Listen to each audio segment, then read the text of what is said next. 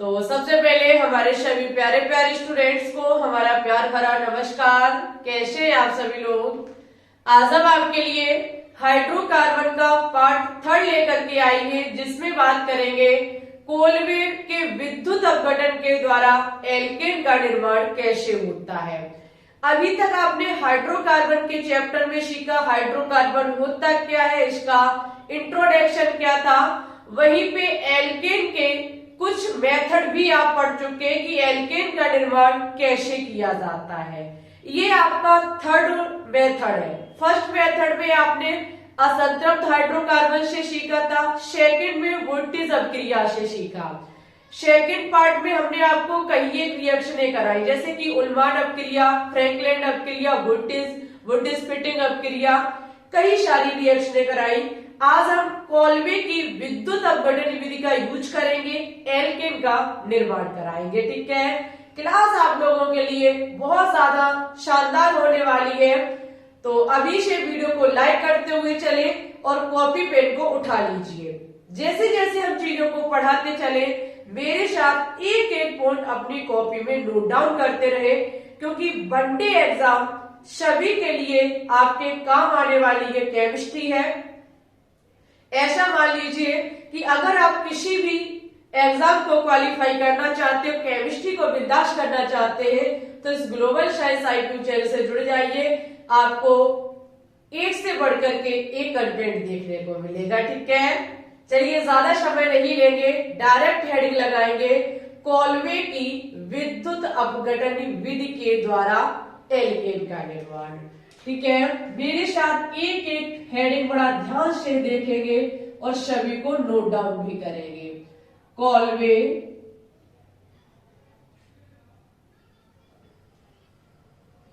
की विद्युत अपघटन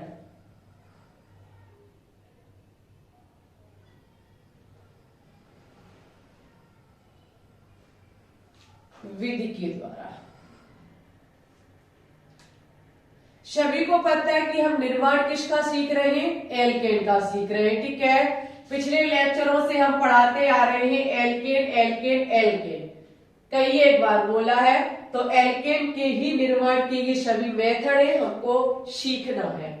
देखो, अगर हम कोलवे के विद्युत अपघटन विधि के द्वारा एल्केन का निर्माण करने के लिए जाते हैं, तो देखो इस विधि को विकार्बोक्सिलेशन भी कहा जाता है। इस विधि को विकार्बोक्षीकरण भी कहा जाता है। क्या कहा जाता है इसे?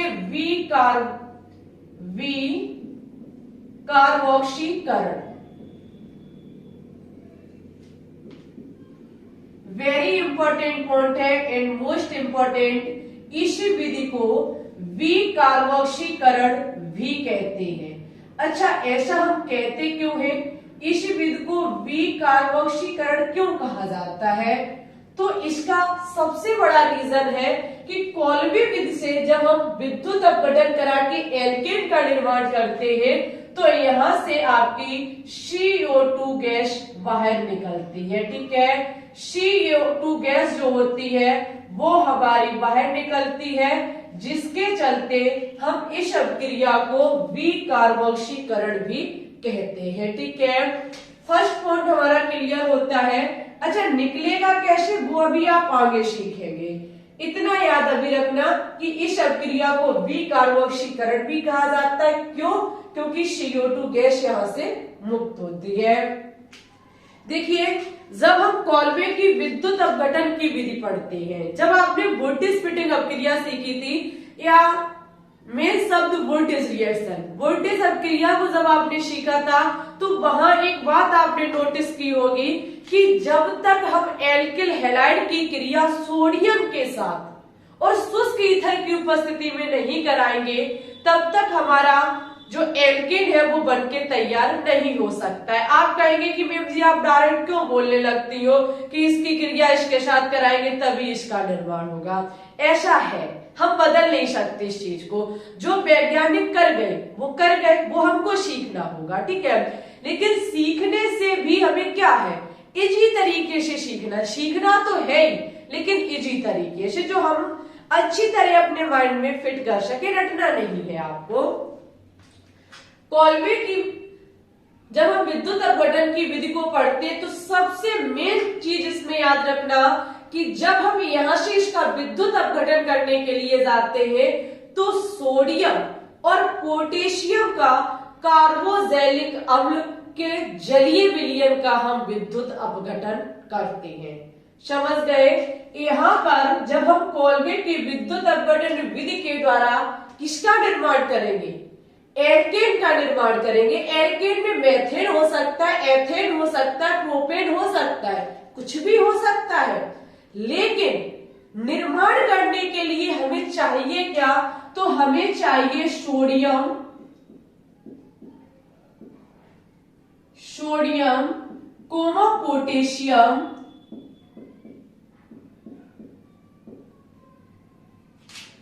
के कार्बोक्सिलिक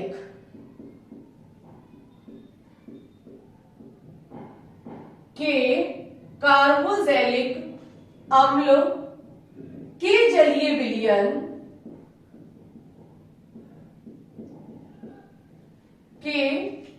विलयन का विद्युत अपघटन।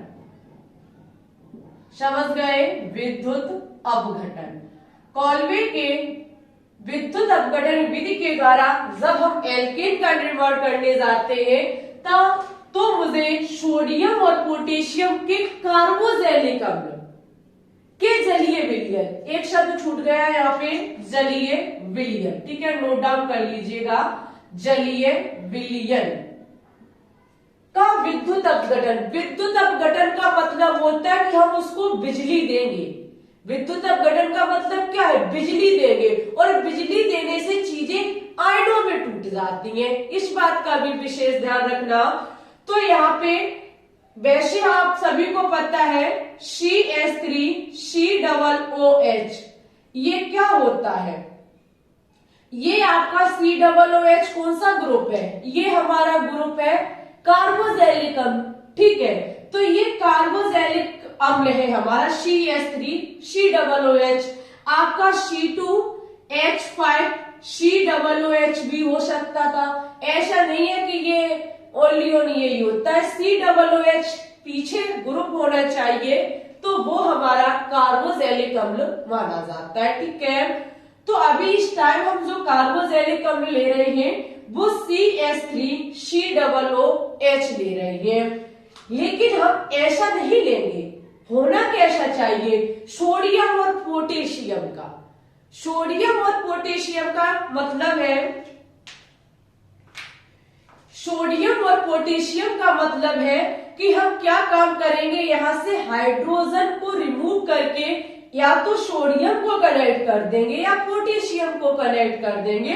सपोज दैट हम यहाँ सोडियम को लेते हैं। समझ गए? क्योंकि मुझे जो कार्बोक्सिलिक अम्ल चाहिए वो सोडियम या पोटेशियम युक्त होना चाहिए। अच्छा, ऐसा क्यों? क्योंकि एसिड में ये स्ट्रॉन्ग एसिड माना जाता है। सोडियम और पोटेशियम युक्त हमारा यदि कार्बोक्सिलिक अम्ल है तो ये स्ट्रॉन्ग होता है। क्वेश्चन आगे हमारा पॉइंट कहता है जलीय विलयन होना चाहिए। जलीय विलयन का मतलब हमारा H2 होना चाहिए, ओके। इसके बाद हम इसका कराते हैं विद्युत अपघटन। इसको क्या काम करते हैं? बिजली देते हैं। जब हम इसको बिजली देते हैं तो देखना होता क्या है, ये COOH आपका अलग हो जाएगा। अरे सॉरी, COO क्या अलग हो जाएगा? COO। इससे हमारा निर्माण होगा COO। COO का मतलब CO2। जो अभी मैंने बोला, कोलबे के विद्युत अपघटन के द्वारा हमारे कार्बन डाइऑक्साइड गैस का निर्माण होता है। ये हुआ कैसे होगा वो हम आपको सिखाएंगे, लेकिन अभी इतना याद रखें। फिर होगा क्या, हम इस चीज को इस प्रकार से भी लिख सकते हैं। वाटर है जो हमारा, उसको हम इस प्रकार से भी लिख सकते हैं, लेकिन हमारा ये मेथड कहता है कि हमें अवकारक पक्ष में जो सोडियम पोटेशियम कार्बोक्सिलिक अम्ल का जलीय विलयन है इसमें 2-2 लगाने होंगे, 2-2 मोल इसके हमको लेने होंगे। तो हमारा ये इस प्रकार से हो जाएगा। जल को हम ऐसे भी तो लिख सकते हैं, HOOH, बात वही है। ठीक है, H2O। इसमें होगा क्या, ये आपकी जो OH है, ये दो हमारे OH है, ये सोडियम के साथ अलग हो जाएंगे और सोडियम यहाँ कितना है, 2 है, तो हमारे 2NaOH बन के तैयार हो जाएगा। उसके बाद CH3 भी यहाँ कितने हो जाएंगे, 2 हो जाएंगे। CH3 भी कितने हो जाएंगे, 2 हो जाएंगे। ओके, अब हमारी बची ये हाइड्रोजन गैस, जो हाइड्रोजन गैस हमारी अलग हो जाएगी। ये अभिक्रिया हमारी कॉलवे की विद्युत अपघटन की अभिक्रिया कहलाती है, जिसके द्वारा हमने एल्केन के रूप में एथेन का निर्माण किया। अभी इसका निर्माण कैसे हुआ होगा वो क्रिया विधि हम आपको सिखाएंगे कि ऐसा क्या हुआ जिससे हमारा ये चीज हमें प्राप्त हो गई, वो सिखाएंगे। लेकिन इतना याद रखना, पोटेशियम और सोडियम के जब हम कार्बोक्सिलिक अम्ल का जलीय विलयन के 2-2 मोल लेते हैं और फिर इसका विद्युत अपघटन कराते हैं, इसको बिजली देते हैं, जिससे हमारा ये कार्बन डाइऑक्साइड गैस अलग हो जाती है, सोडियम हाइड्रोक्साइड अलग हो जाता है, हाइड्रोजन गैस अलग हो जाती है और कार्बन डाइऑक्साइड गैस प्लस हमारा एथेन बनके तैयार हो जाता है। और हमें चाहिए क्या, हमें बस यही चाहिए। यह का मतलब एथेन ही नहीं, हमें प्रोपेन भी चाहिए, हमें ब्यूटेन भी चाहिए, लेकिन हमने कहा आपसे कि हमें चाहिए एल्केन। एल्केन के रूप में हमको एथेन प्राप्त हुई, जो कि हमारी अभिक्रिया संपन्न होती है। लेकिन इसमें ऐसा क्या हुआ जिससे इसका निर्माण हुआ, हमारा मेन मुद्दा यही है कि ये ऐसा कैसे हुआ। तो चलिए इसके अंदर का कांड को देखते हैं, इसके अंदर की क्रिया विधि को समझते हैं कि इसकी क्रिया विधि क्या है। देखो, एक एक चीज को अच्छे से सीखो। ऑर्गेनिक केमिस्ट्री कोई मजाक सब्जेक्ट नहीं है और ऑर्गेनिक केमिस्ट्री कोई कठिन भी नहीं है, समझने की बात है। जितना दिमाग आपका एक्टिव होगा उतनी ही चीजें आपकी क्लियर होती जाएंगी। ठीक है, हम क्या करने जा रहे हैं, इसकी क्रिया विधि को सीखने जा रहे हैं कि ऐसा क्या हुआ जिससे कि इसका निर्माण हुआ। ठीक है, अच्छा डियर स्टूडेंट्स, क्रिया विधि किसकी, वो रिएक्शन भी हम लिखेंगे एक बार फिर से। क्रिया विधि है हमारी CH3COO की क्रिया जब जल के साथ कराई जाती है तो हमको CH3 plus CO2 plus NaOH 2NOH और H2 गैस प्राप्त होती है। हम इस चीज को सीखने जा रहे हैं। ठीक है भाई, ऐसा क्या हुआ जो इसका निर्माण हुआ। तो सबसे पहले हम क्रिया विधि को पढ़ने के लिए जाते तो हम अभिकारक पक्ष को ही तो लेते कि ये कैसे टूटा होगा। समझना मेरी बात, आपने पढ़ा होगा क्लास 11th में कि रासायनिक अभिक्रिया का मतलब जो होता है कि जो अभिक्रिया में भाग लेते हैं वो हमारे अभिकारक कहलाते हैं और अभिक्रिया से जो हमें प्राप्त होता है वो उत्पाद कहलाता है। ठीक है, ये अवकारक पक्ष ही सब कुछ है, इससे ही हमको ये प्राप्त हुआ। समझ गए? तो हमें कांड किसका देखना है, इसका देखना है कि इसने क्या किया जो इसका निर्माण हुआ। ठीक है, तो देखिए सबसे पहले हम स्टेप फर्स्ट में लेंगे CH3COO। आपको पता है कोई एक पात्र, समझना मोटे मोटे तौर पर आपको सिखा रहे हैं, कोई एक पात्र जिसमें आपका CH3COONA भी है और आपका क्या है, जल वाटर H2O है। हम इसमें देंगे बिजली को, बिजली क्यों, क्योंकि विद्युत अपघटन की प्रोसेस है भाई। हम इसमें बिजली को देंगे तो बिजली के देने से ही ये अपने आयनों में टूट जाएगा। आयनों में टूटने का मतलब है सोडियम प्लस हो जाएगा, CH3COO माइनस में टूट जाएगा। जल के साथ भी कुछ ऐसा होगा, H प्लस और ये आपका OH माइनस में टूट जाएगा। ठीक है, कोई भी यौगिक प्लस और माइनस से मिलकर के बना होता है, तो ये जो हमारा टूटेगा वो CH3 COO माइनस और आपका सोडियम प्लस बनाएगा। वहीं पे आपका जल जो होगा, वाटर जो होगा, वो आपका H प्लस और OH माइनस में टूट जाएगा। ठीक है, अब भाई सभी को पता है विद्युत अपघटन की प्रोसेस में एक होता है कैथोड, एक होता है एनोड। दो खंभे होते हैं, एक कैथोड का होता है, एक एनोड का होता है। ये कैथोड और एनोड में होता क्या है, इसी में जिसमें हमने बिजली प्रभावित की, यहाँ पे ऐसे दो खंभे होंगे, एक कैथोड सिरा होगा, एक एनोड सिरा होगा। एक कैथोड का खंभा होगा, एक एनोड का खंभा होगा। जो आपका कैथोड, जो आपका ये रहा एनोड, ठीक है, एनोड का मतलब होता है पॉजिटिव सिरा और कैथोड का मतलब होता है निगेटिव सिरा। ठीक है, समझना मेरी बात को, एक एनोड सिरा हो गया, एक कैथोड सिरा हो गया। एनोड का मतलब होता है पॉजिटिव और कैथोड का मतलब होता है निगेटिव। अब होगा क्या, इन भाई साहब लोगों पर हो गए पाप, ये महापापी हो गए, किसी पे माइनस किसी पे प्लस, ये अपने आप को महसूस कर रहे हैं कि हमारे ऊपर बहुत बड़ा पाप है। अब ये पाप धोने के लिए एनोड पे जाएंगे और कैथोड पर जाएंगे। पाप का मतलब है कि अपना चार्ज खत्म करने के लिए ये एनोड की तरफ जाएंगे और कैथोड की तरफ जाएंगे। अच्छा, एनोड की तरफ कौन जाएगा, एनोड हमारा प्लस सिरा है, तो इसके साइड भागेंगे माइनस सिरे, जो माइनस वाले हैं, और ये आपका माइनस सिरा है तो इसकी तरफ भागेंगे जो प्लस वाले हैं। अब यहाँ माइनस CH3COO है और OH माइनस भी है, तो इस पर जाएगा कौन, एनोड की तरफ।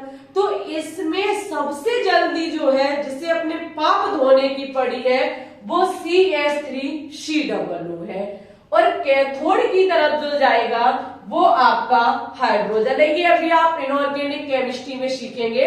फिलहाल के लिए अभी इतना याद रखना कि यहाँ पाप धोने के लिए जो माइनस में सबसे ज्यादा जल्दी जिसको पड़ी है वो आपका CH3COO माइनस है, जो एनोड की तरफ जाएगा, अपने पाप को धुलेगा, अपने आवेश को खत्म करेगा, अपने चार्ज को खत्म करेगा, और H प्लस और A प्लस में आपका H प्लस ज्यादा व्याकुल है अपने पाप को खत्म करने के लिए, अपने आवेश को खत्म करने के लिए। ग्लोबल साइंस IQ का सबसे इंपॉर्टेंट पॉइंट नोट डाउन कर लीजिए, कैथोड और एनोड सिरे पर जो जाता है वो अपना चार्ज खत्म करता है।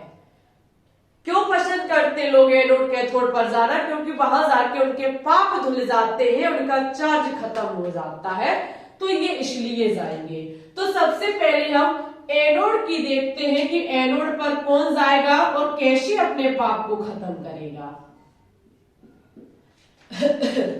एनोड पर हमारे भाई साहब CH3COO माइनस जाएंगे, क्योंकि माइनस चार्ज है, एनोड प्लस होता है, प्लस माइनस एक दूसरे को आकर्षित करते हैं। ये जाएगा, जब ये जाएगा तो हमने आपको पिछली क्लास में बोला था कि माइनस चार्ज का मतलब है कि पहले तो इसने अपना एक इलेक्ट्रॉन इसके पास था ही, समझना, बहुत धीरे समझा रही है।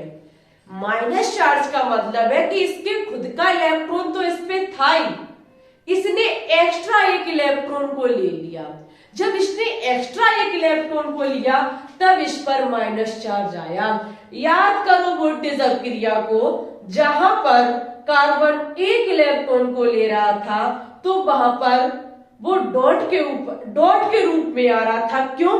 क्योंकि वो अपने इलेक्ट्रॉन की भरपाई कर रहा था। जब उस कार्बन ने दूसरा इलेक्ट्रॉन लिया तब उस पर माइनस चार्ज आया। तो मोटे मोटे तौर पर हम कह सकते हैं कि ऑक्सीजन पर माइनस चार्ज का मतलब इस पर एक खुद का इलेक्ट्रॉन तो है जो अभी आवारा है, और माइनस का मतलब इसने कहीं से एक इलेक्ट्रॉन लिया है। समझो डियर, समझने की प्रयास करो। पिछली क्लास को दिमाग में दोहराइए, जहां पर कार्बन एक इलेक्ट्रॉन को ले रहा था, डॉट के रूप में इलेक्ट्रॉन उस पर रख रहा था, मुक्त मूलक बन के तैयार हो रहा था, और जब उसने एक इलेक्ट्रॉन को और लिया तब उस पर माइनस चार्ज आया। तब हमने कहा था कि उसका एक इलेक्ट्रॉन तो था ही, और एक इलेक्ट्रॉन का और ले लेना यानी कि अपना तो पहले वाले इलेक्ट्रॉन से उसने भरपाई की थी, और एक का ले लेना माइनस चार्ज का हो जाना।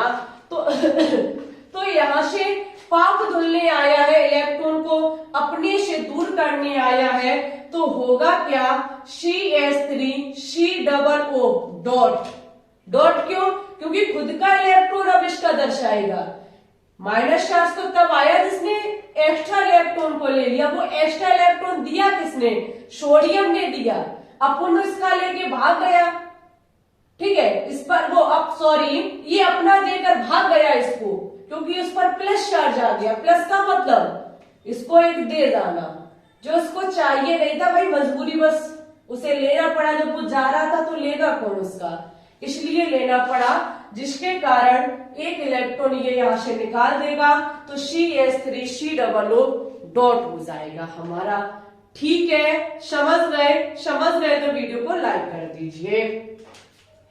ऐसा होने के बाद अब देखना, अगर हम इस स्ट्रक्चर को बनाए तो CH3 single bond C, double bond O, single bond O पर डॉट, क्योंकि ऑक्सीजन जो है वो डबल बॉन्ड के साथ होता है।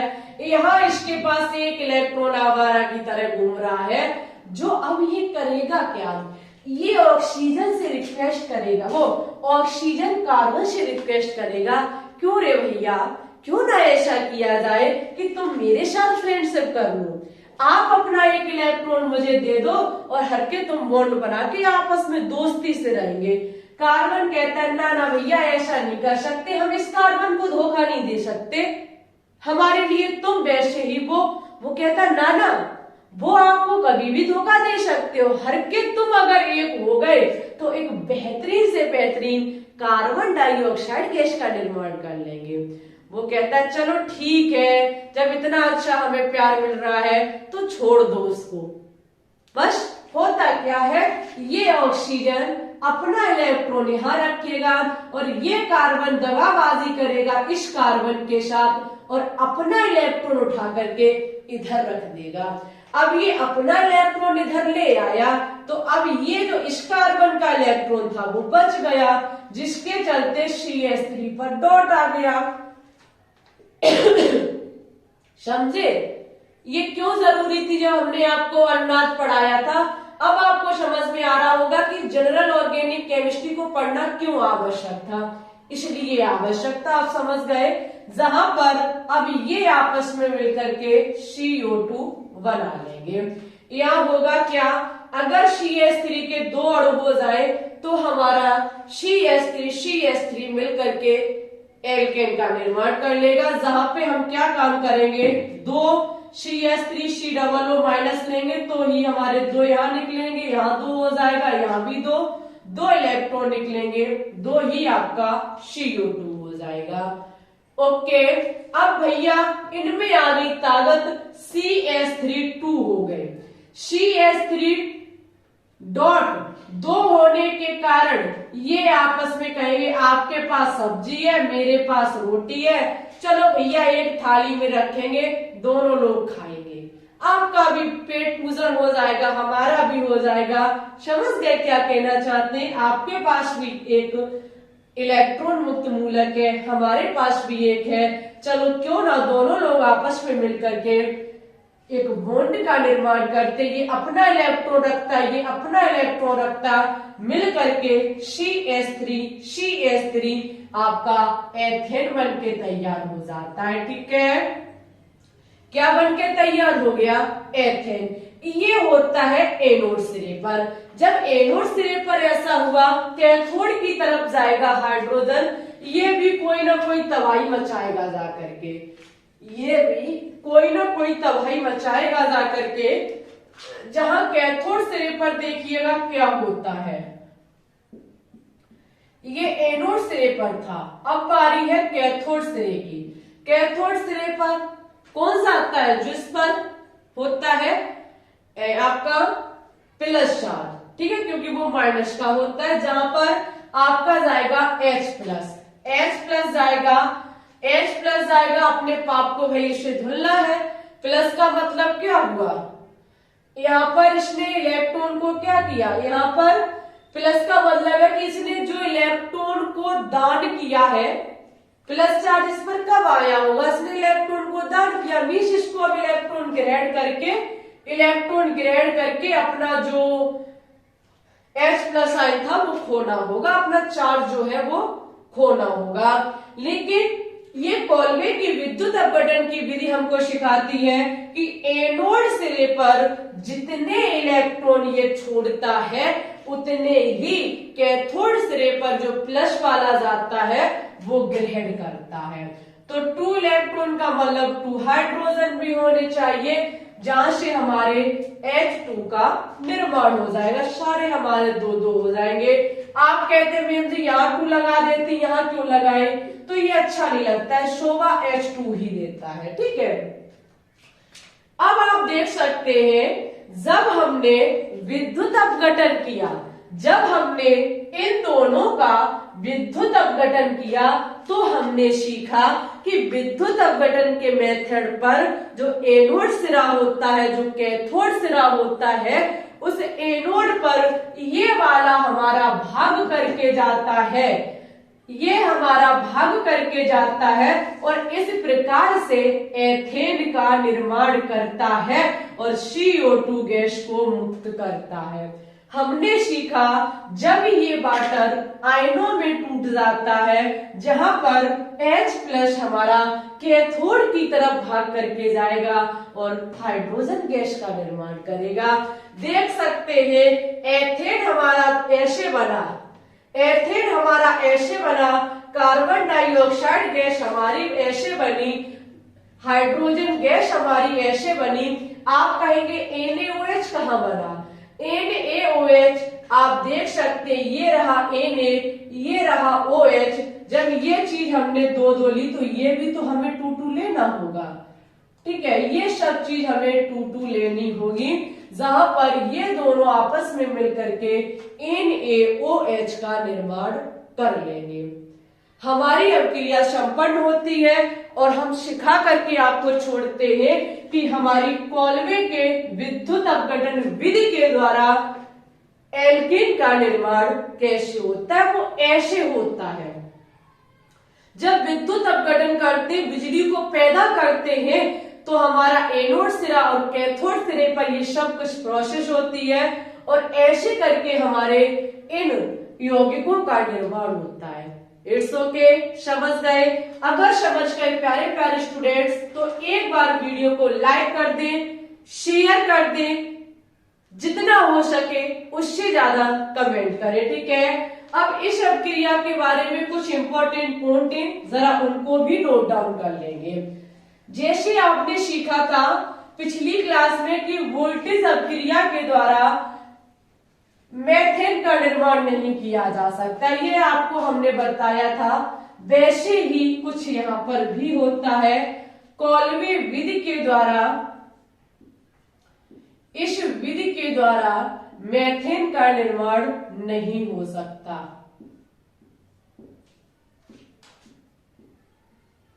इस विधि के द्वारा मेथेन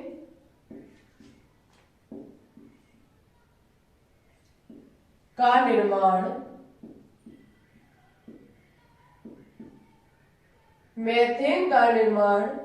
नहीं होता है।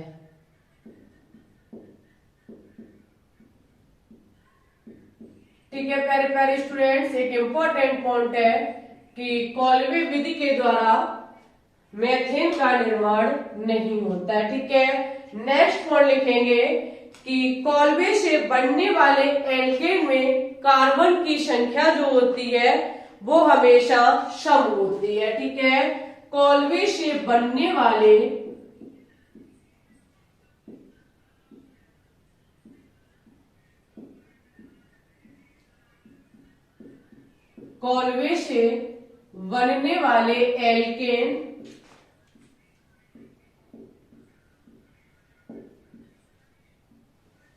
एल्केन की संख्या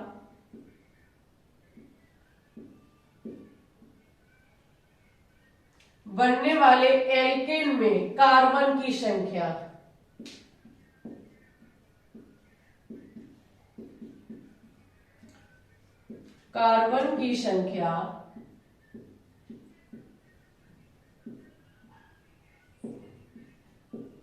सदैव सम होती है। Very very important point. अभी आपने देखा था आपका एथेन बना था CH3 सिंगल बॉन्ड CH3। आपके एल्केन में 2 कार्बन थे कि नहीं, तो एक सम संख्या हुई। आप चाहकर भी कॉल्वे विधि के द्वारा एथेन का निर्माण, प्रोपेन का निर्माण नहीं कर सकते क्योंकि वहां 3 कार्बन होते हैं। हाँ, ब्यूटेन का निर्माण कर सकते, पेंटेन का निर्माण नहीं कर सकते, वो सम संख्या नहीं है। सम संख्या का मतलब इवन नंबर। ठीक है, कॉल्वे विधि के द्वारा हमेशा सम संख्या वाले एल्केन के कार्बन का ही निर्माण किया जा सकता है। ये एल्केन के बारे में कॉल्वे विद्युत अपघटन विधि जो हमने आपको सिखाई उसके इंपॉर्टेंट पॉइंट थे। डियर स्टूडेंट्स, यहीं पर हमारा ये मेथड जो वो फिनिश होता है। ठीक है, जहां हमने सोडियम और पोटेशियम के कार्बोजेलिकम के जो जलीय विलयन लिया था वो हम कितने भी ले सकते, जैसे CH3COONA लिया था, हम वहां C2H5 ले सकते थे, C3H आपका कितना है C3H8COONA भी ले सकते थे। जरूरी नहीं है कि आप CH3 ही ले। ओके, आगे आपको जो लेक्चर 4 आएगा वो और भी धुआंधार आएगा। यहाँ से हमारे एल्केन के 3 मेथड कंप्लीट होते हैं कि हम एल्केन का निर्माण कैसे कर सकते हैं। वीडियो अगर आपको अच्छी लगी हो, कुछ नया सीखने को मिला हो, पसंद आई हो तो प्लीज इसे लाइक करें, शेयर करें और अभी अभी चैनल पे न्यू जुड़ रहे हैं तो चैनल को भी सब्सक्राइब कर लें। डेली सुबह 7 बजे आपको केमिस्ट्री के धुआंधार क्वेश्चंस प्रोवाइड कराए जा रहे हैं लाइव स्ट्रीम में। कभी भी डेली सुबह 7 बजे लाइव आना ना भूलें। हिंदी और इंग्लिश दोनों लैंग्वेज में आपको क्वेश्चंस कराए जाते हैं। ठीक है, टेलीग्राम चैनल को भी ज्वाइन कर लीजिए। वीडियो हम कभी भी प्रोवाइड कराते हैं तो सबसे पहले हम वहीं पे आपको बताते हैं। तो सबसे पहले आपका फर्ज बनता है टेलीग्राम को ज्वाइन करना, इस चैनल को सब्सक्राइब करना। ठीक है, आज के लिए बस इतना ही रखते हैं। अपना ख्याल रखना, अच्छे से पढ़ते रहना। यहाँ से आपके मन में कोई भी डाउट हो आप कमेंट कर सकते हैं, हम आपके कमेंट का रिप्लाई करेंगे। और समझ में आया हो तब भी कमेंट करके बता देना कि हाँ मुझे बिल्कुल क्लियर हो चुका है। ओके, तो ठीक है, चलते हैं। All the best.